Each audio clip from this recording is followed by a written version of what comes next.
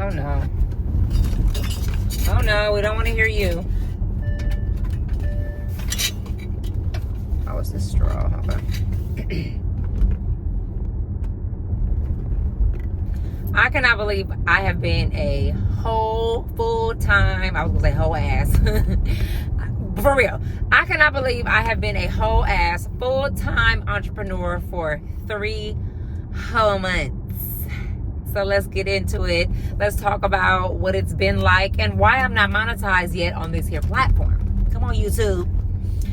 Welcome back. Hey, girl. Welcome back to the channel and get in here. Like, this is a space, if you don't know, where we do a little car chat here and there, and I talk to y'all about what's really going on in this mompreneur brain, behind the scenes, in real life, under all the cutesy, bootsy, everything that y'all be seeing online. Everything that don't be posted, that's what I'll be talking about on here, so that you can read between the lines of what's really going on. So, I wanted to reflect. I have basically like a personal video journal that I'm hoping to put together at the end of the year, and I need to do a better job of it, but I have a video journal of what it has been like as an entrepreneur the past 3 months, full-time entrepreneur, you know, left the corporate girly space and left really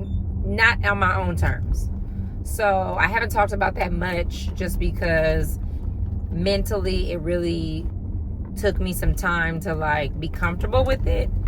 I know wholeheartedly it was the best decision for me. I know God had ripped me from that job and saved me from that job so that I could be the creative that I am. And I wholeheartedly believe that. And I just need to continue to stay in that.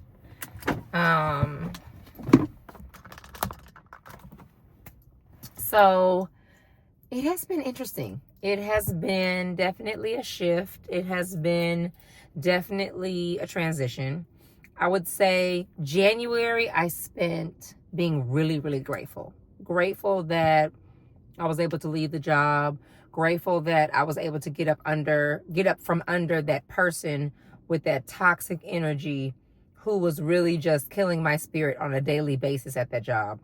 And be able to be around people and places that value my talent, my creativity, my worth, my intellect, my experience, my coming and my going, my quirks, the things that make me different. Like, I was just so happy to get out from under this person who made me feel like I wasn't all those special things. And she did it in a way that was very conniving. And I feel like it had to take me being removed from the space to remember who I am. And I spent all of January eternally grateful for that. I talked to a lot of because immediately I thought like, oh, you're leaving. I didn't lose. You're leaving a job. Immediately go find another one, because that's what you've been doing for 15 years. You've been working in finance for 15 years. This is what you do. This is what you do. You help rich people stay rich. Like, this is what you do, honey. And so immediately I had to start talking to recruiters, and every recruiter that I spoke to, every friend of a friend, you know, in networking and everything, the people that I was speaking to, they were all not surprised by the experience that I had met a manager like said person, and but were very surprised that I was being treated that way, and were 1000% so supportive of the fact that, like, you're overqualified for that job anyway. Like, there's no reason why you should be being micromanaged. There's no reason why you should be treated in that manner. There's no reason why. And then they gave reasons why I may have been treated the way I was. And so all of that was validation of what I already knew, because I felt that way already. Like, I've been working in corporate life for a long time. I know how the game works. I know how to play it. And I know when you're getting played. So let me make sure this is being recorded. Okay, yes, we are recording. And so January was a month of gratitude. Like, so grateful that God, when I say God ripped me up out of there, he did, because I wouldn't have left. I guess I would have walked into being fired, because I just wasn't going to do that. Like, I didn't do anything wrong. Why should I have to leave? And without getting too much into the details, because I did sign something that said I couldn't talk about it, yeah. It just was a lot. And I just felt so free immediately. And having a birthday in January and being celebrated by friends and family, just like the culmination of it. And it's not like I got to stay in bed and watch Netflix all day. That's not my life. Still was up at 5:15 to take the kids to school, up and down the highway, like the commute and all that. Still working on Millennial Mommy and still trying to build this platform on YouTube. Still, being the serial entrepreneur that I already was, but now had more time to be. Now, with that, when I talk about time, January was also a month of transition in kind of setting boundaries. Well, that was more so February. So January was a realization that people know that I'm not going to an office, even though I worked from home before. They know that you're not working for a corporation. And so they felt like my time was theirs. And so that was a transition in making clear boundaries in February of like, no, like during the day I work. I may not be working in the same manner that you're working. My structure may be different. I may be at a coffee shop. I might be in my car. I may be at my friend's house, my cousin's house. I may be in different spaces and places, but I'm working. I'm always working. My brain is always on, thinking of ideas, being creative, trying to figure out how to make things work better, trying to figure out how to make YouTube work for me, trying to figure out how to grow Millennial Mommy and get Beyonce and Rihanna to wear my stuff. Like, my mind is always going. And so that was January. February, I really started betting on myself, really dove deep into doing a lot of Black History events for Millennial Mommy. And I signed up for a course to learn how to pitch brands so that I could grow that part of my business as a content creator. And stop being scared. Like, look, you have to bet on yourself. If you don't bet on yourself, who's going to bet on you, sis? Like, if you don't do it, who are you waiting to do it? So that was February, and very much so was a scary transition, because I before leaving corporate America, I had watched so many videos of, over the years, since the pandemic, of people trying to be full-time content creators and having to run back to go work because they did it too soon. And see, mine was unscheduled, unplanned. So I'm like, oh my God, like, God, am I going to be sustained in this entrepreneurial space? Because it's not something that has replaced my income. And then now I'm like, okay, I'm leaving corporate America to do this really lucrative business venture. Like, that hasn't been my reality. And so kind of doing it in backwards order has just really brought me so much closer to God, and has really leaned in on my faith, because I've had to have faith to know, like, okay, the buckets of money might not be rolling in, but you are so close, and you're getting better every day, and you're working hard, and you are affecting change. Women are finding you, moms are finding you, and they appreciate what you're doing. And every comment, every like, every share, I feel like it always came at a time where I was starting to feel like, oh God, this hasn't happened fast enough. Where is the $700,000 brand deal? So, with every step, I always knew it was God. Like, I always knew, like, I would run into somebody who I hadn't seen in a while that I know, and they would be like, I see what you're doing online, and I love it. Like, it's just like little stuff.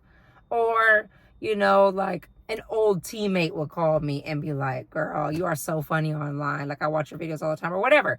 And those are the things that I've needed to keep me going. And it's not like about getting validation all the time, but it's knowing that, baby, you're close. Don't stop. Keep going. And even if no one clapped for me, I feel like I have a strong enough sense of self to be like, no, you have to keep going.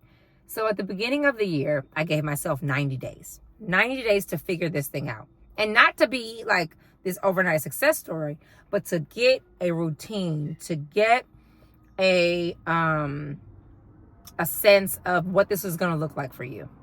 And we're at 90 days. Quarter one is over.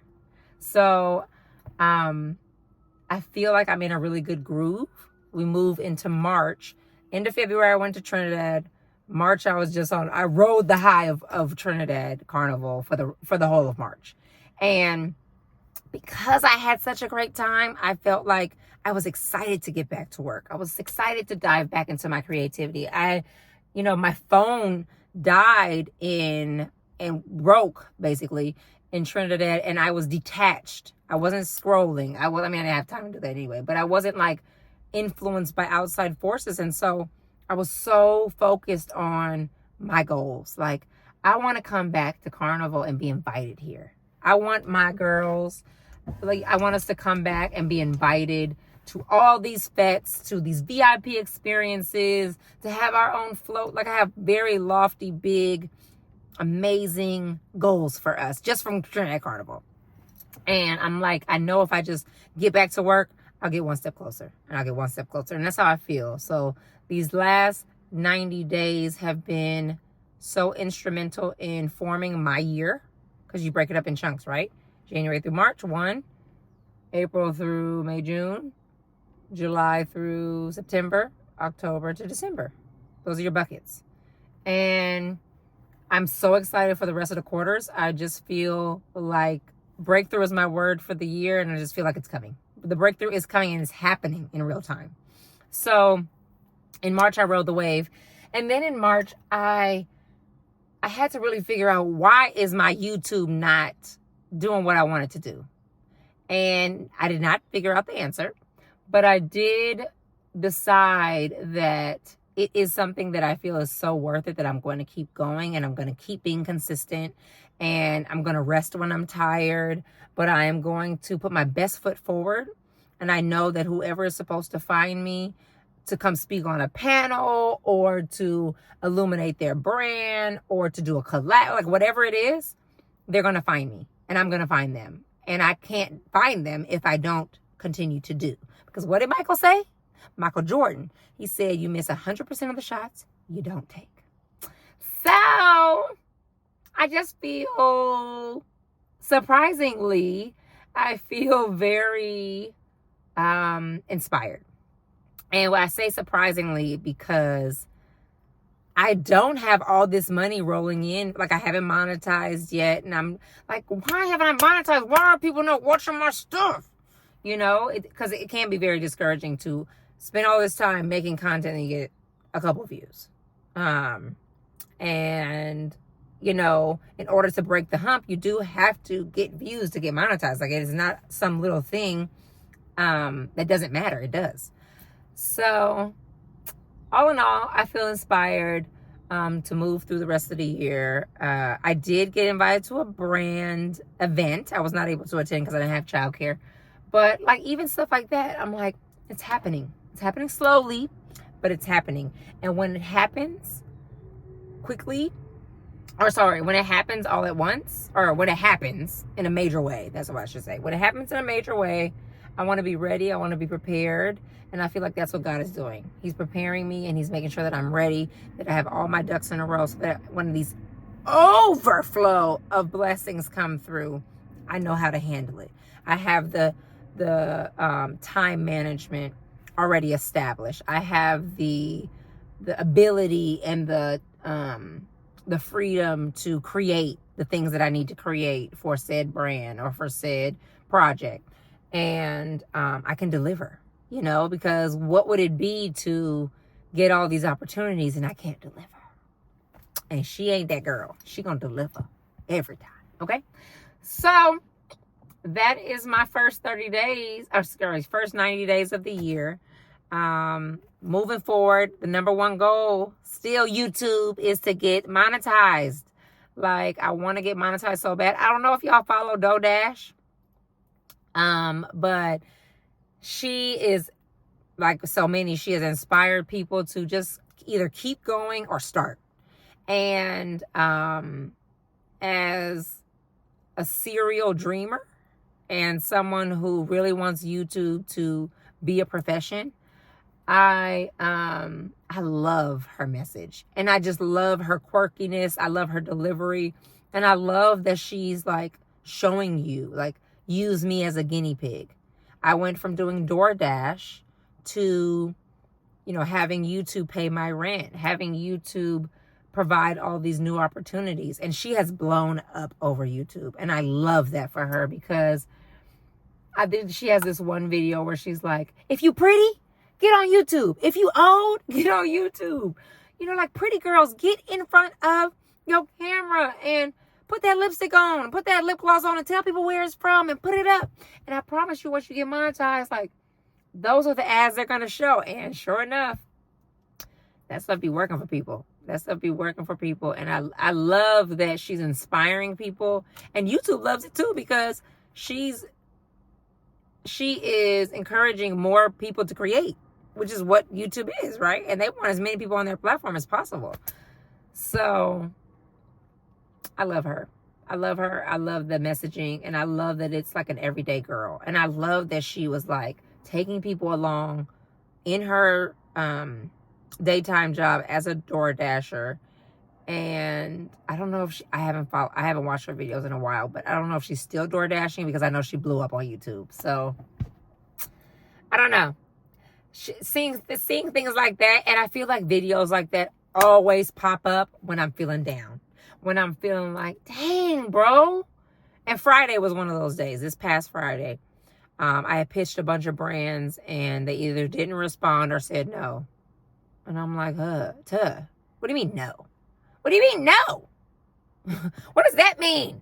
Why y'all keep saying no to me? And so those are the times that I feel like that's when God just sends these little seeds of like, let me send you a little inspo. Let me let you know that my hand is still on you.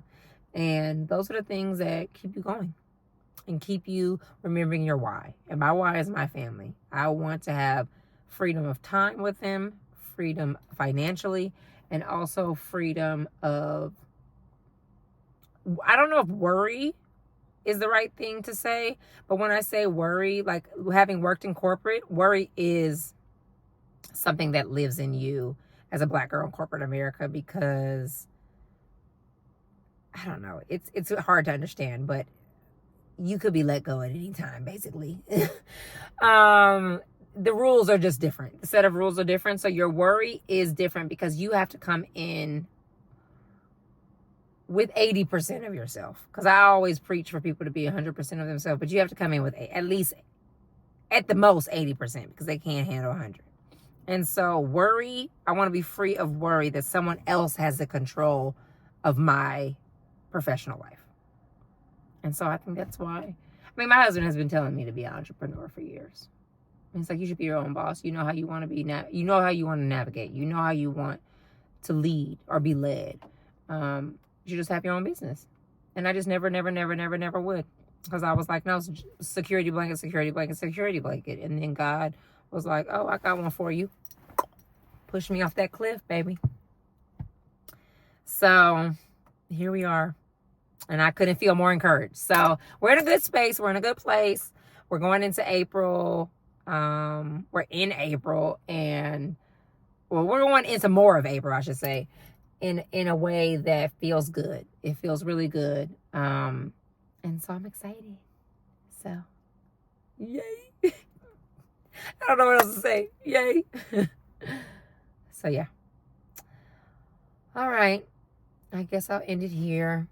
I want you to go and look through some of my mompreneur series. Check out the mompreneur series and see what's going on. I'm trying to show y'all more behind the scenes of what I've been doing, what I've been up to, all the stuff. But yeah, let me know what y'all think of this. Like, are you guys, what's your work life look like? Are you an entrepreneur? Are you a corporate girly? Are you I don't know what the other options are, but, let me know. Let me know.